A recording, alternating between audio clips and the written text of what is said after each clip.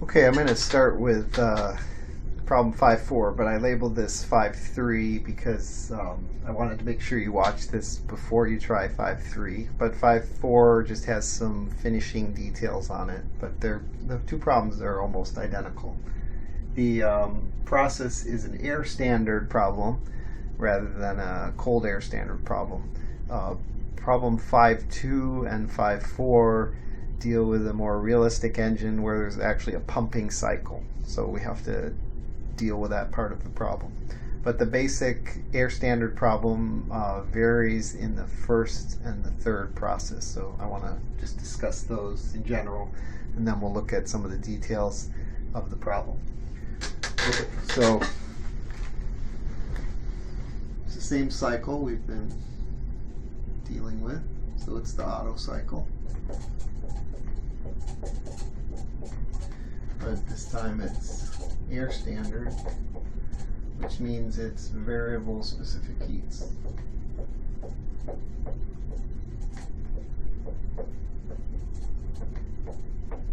And that means that we can't use the constant specific heat relationship we used for problem 1 and problem 2.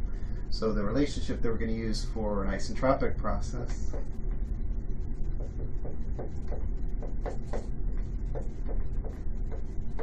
of course, it's still, we're using ideal gas tables, so it requires that it's an ideal gas still, but that P2 over P1, or any two states where the process is isentropic, equals PR2, which is the relative pressure, over PR1. And PR2 we can find in the tables if we know T2, and PR1 we can find if we know the values for the value for T1.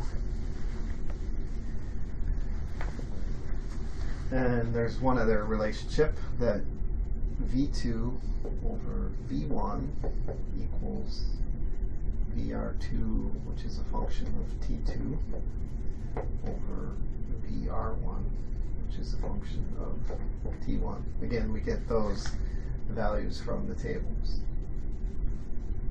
So the ideal gas tables. That's where we find these values. Alright, so our cycle, state 1, state 2, state 3, state 4 on a PV diagram. And we'll start with process 1, 2.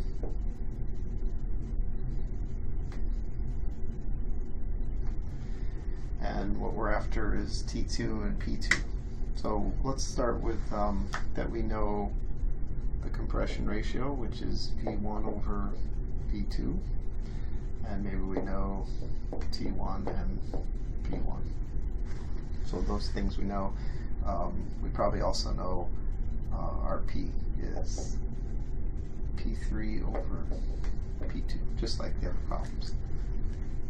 All right, so V2 over V1 is 1 over R, so V2 over V1 is 1 over R, and that equals VR2 over VR1, and we do know T1, so we can get that from the table.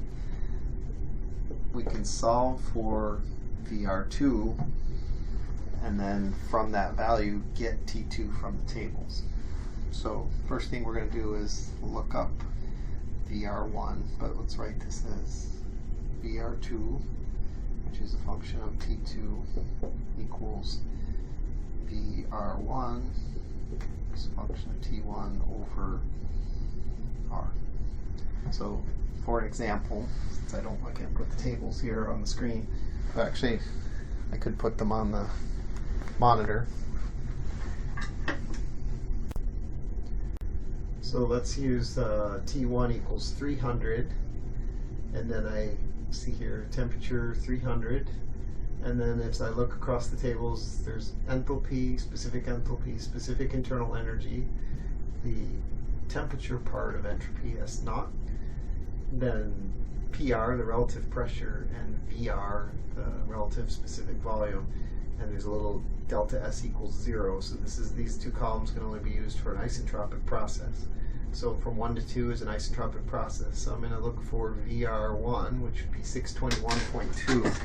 So if I choose T1 equals 300, and I find that VR1 at 300 equals 621.2.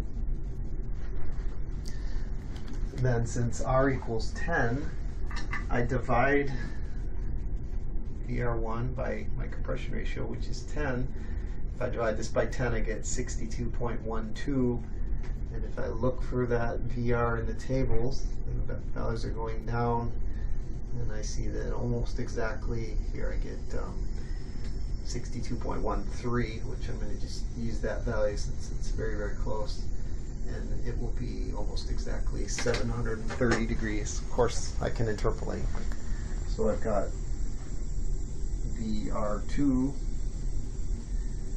equals VR1 divided by R, so 621.2 divided by 10 is about equal to 62.13. Of course, it's 1, 2. And at 62.13, then T2 is 730. Okay. Of course, you can interpolate and see how much different. It would probably be maybe a half a degree or less. Right, so that's how I find T2. P2 I could find with the expression that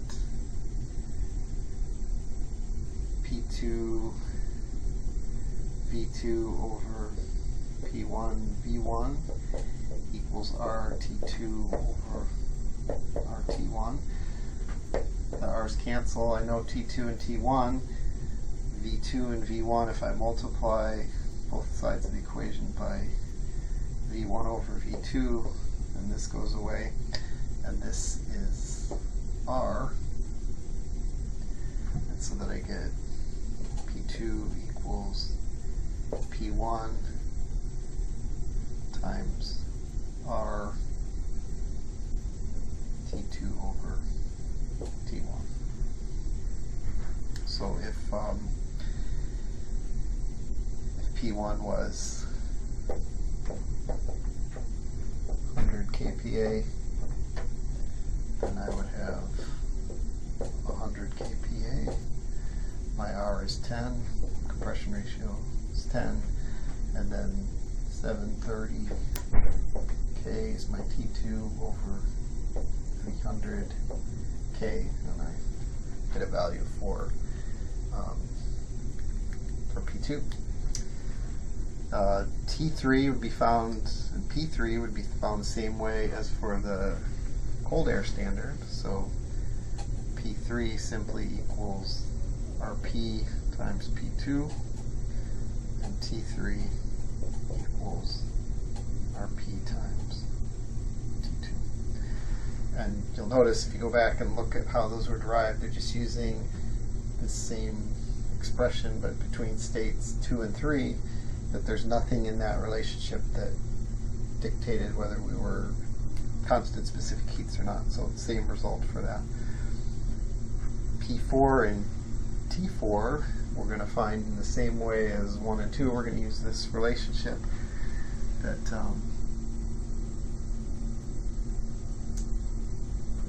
V4 over V3, which is equal to, well, VR4 over VR3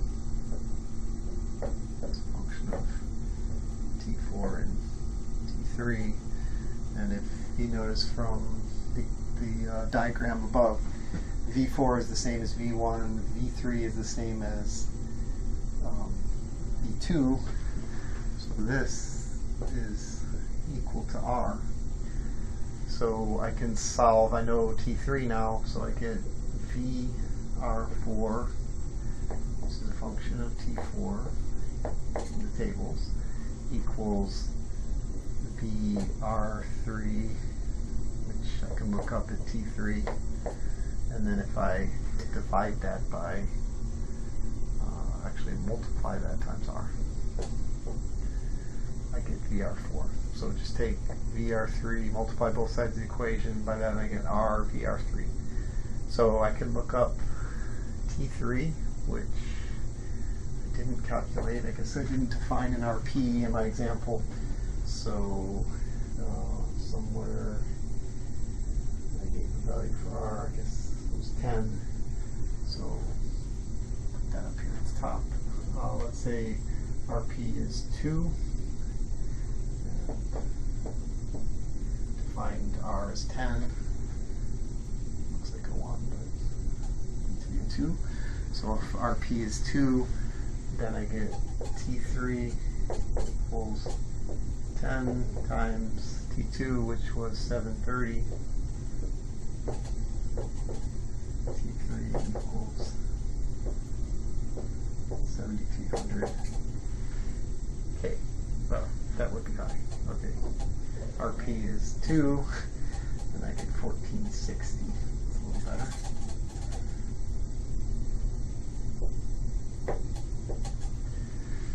Okay, now I look up 1460 and find the VR that corresponds with that. So let's look in the tables. So I go to 1460 and I get a VR of 7.801 here.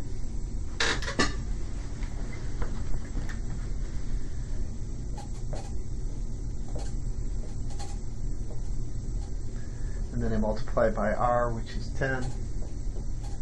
And now I'm looking for 78.01, which is my VR4, and I want to see what temperature corresponds to that VR. So now we're looking for 78.01. And they go back to the first table, and somewhere around 670. So around 670, I'll interpolate, figure out what that is exactly.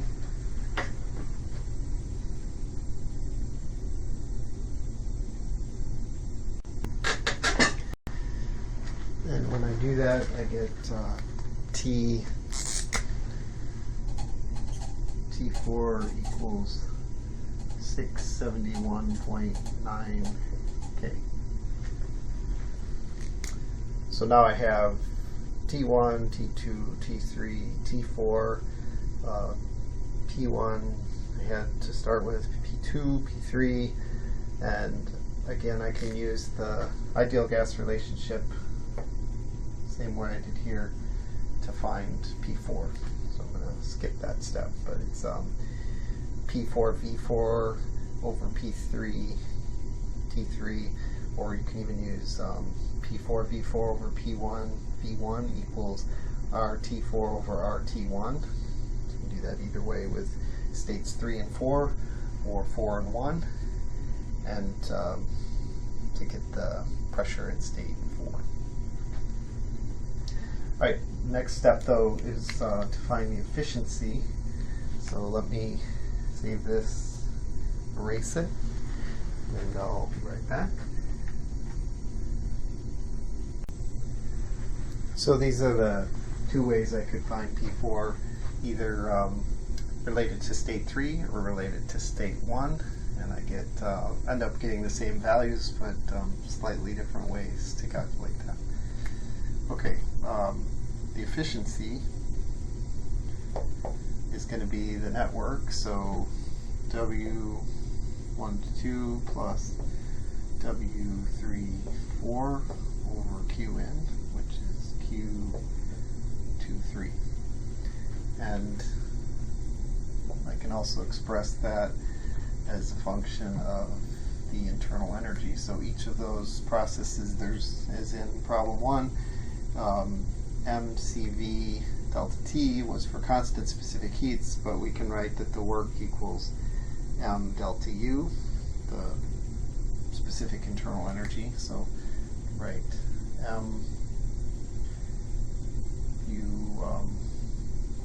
U1 minus U2 plus U3 minus U4 over U3 minus U2.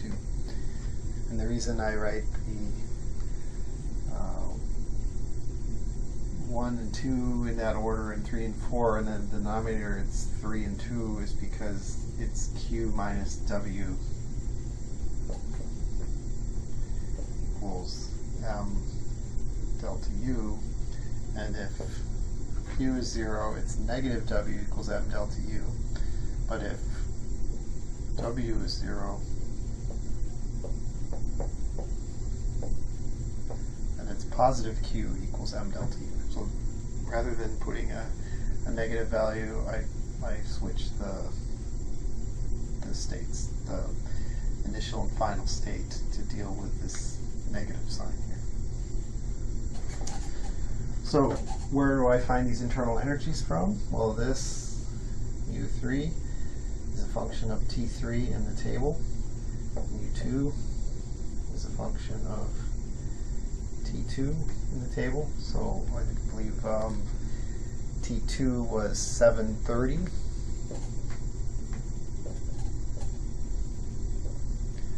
And so U2, the specific internal energy, I can go to the tables, and at 730 degrees,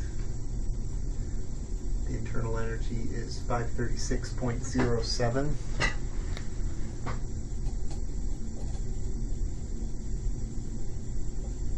Kilojoules per kilogram. T3 was 1460. And then I can look up U3 at 1460. And I get a value of 1168.49.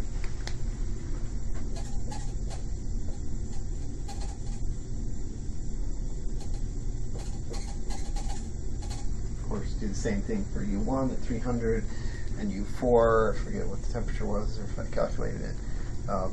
And we get all the U's. Of course, mass cancels out in the equation, so it's only a function of the internal energy. So in this case, I can't use the temperature difference, but I can use the difference in specific internal energy that I read from the tables. So these values come from the tables.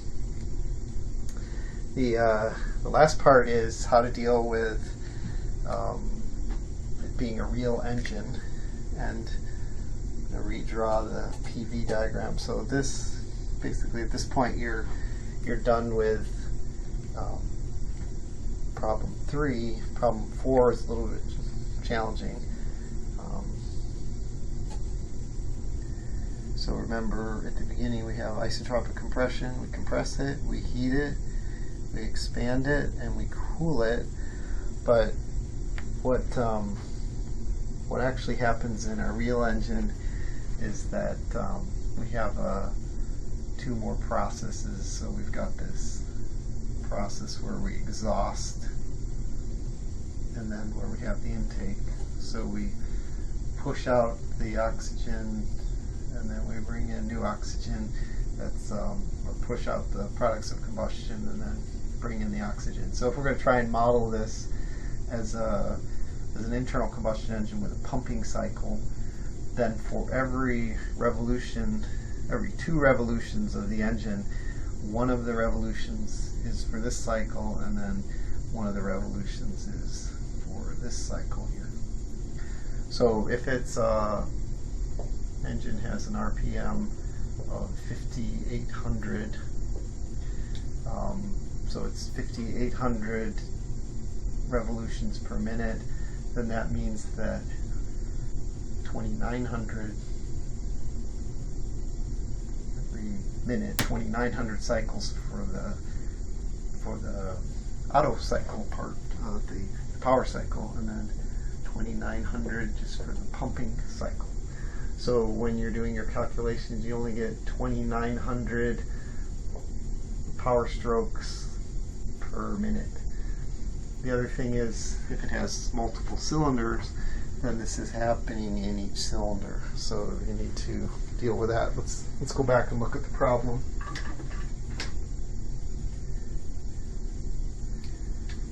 So there are 2 engine revolutions per cycle. So here it's 5,600. So there's half of that, 2,800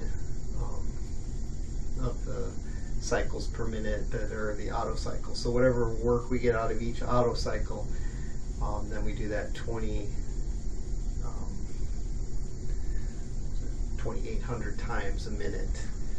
So we multiply it by how many cycles per minute, and then we get work per unit time instead of work per cycle. The other thing is that instead of giving the RP, I gave a Q. So I need to think through what kind of connection do I have there between RP and Q. So let's make some room up here.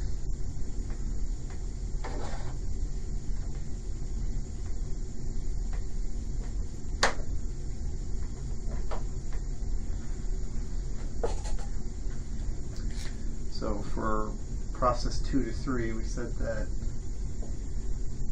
Q23 is given. In this problem, it's 60 kilowatts.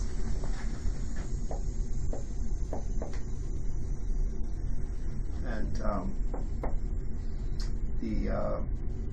so this is kilojoules per second. In terms of kilojoules per cycle, so this is like a rate here. So for one cycle, Q23 is equal to M times delta U. So Q3 minus U2. And per unit mass, if I divide by M, then I'll get kilojoules per kilogram.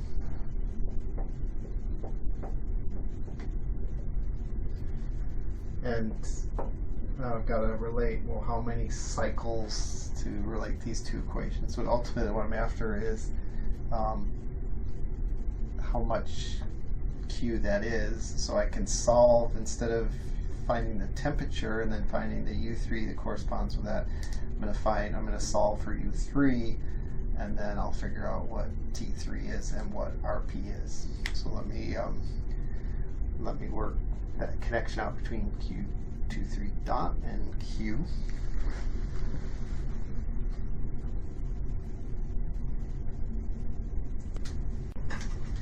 Okay, I worked out a few things just offline so that I could go a little faster here.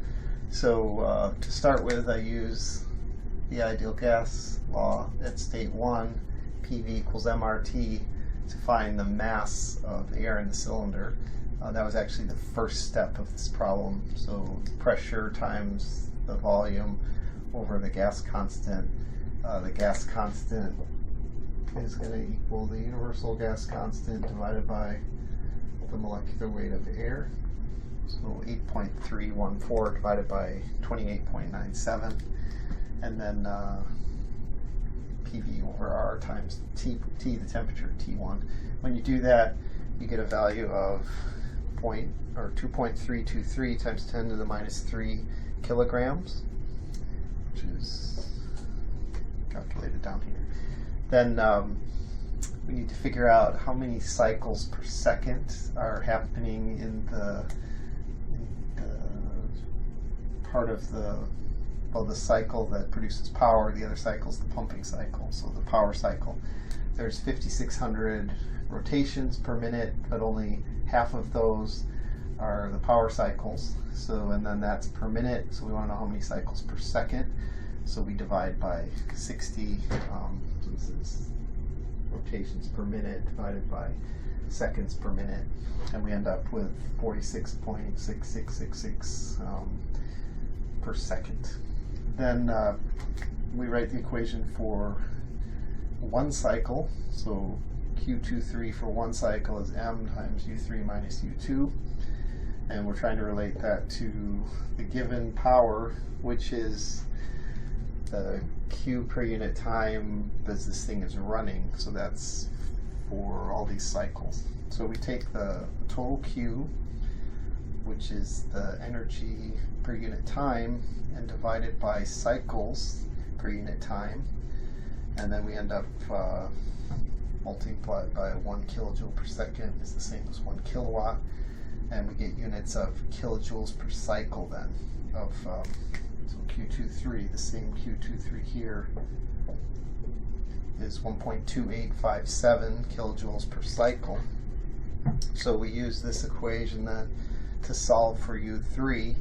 So we have, if we divide this equation by m, we get Q23 per unit mass equals U3 minus U2.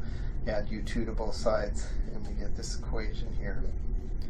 So U3 equals Q23 over m, where Q23 is 1.2857 kilojoules per cycle, divide by our mass, which is 0.002323 kilograms, and then add the internal energy at state 2, which was at 730 degrees. I believe this problem was T2 was 730.04, very close to 730. And we get 536.1 for the U2. And when we plug in those numbers, of course we need to check our units. So this was kilojoules, kilojoules per cycle. And then we have kilograms. So the per cycle doesn't really count as a unit because we're doing this for one cycle, the energy, the heat transfer each cycle. So we get kilojoules per kilogram plus kilojoules per kilogram, and we end up with 1089.6 kilojoules per kilogram. So this complicates the problem quite a bit, but what it does illustrate is that for a real engine, as the engine's rotating and we're looking at, well, how many cycles is happening per second, we have to remember that we have a pumping cycle and a power cycle and deal with that. And then if we have multiple pistons, we have to also deal with that. I think in this case,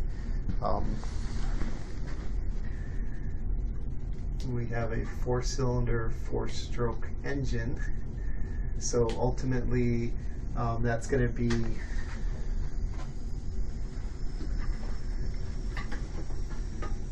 the Q in kilowatts is the total heat addition for the whole engine.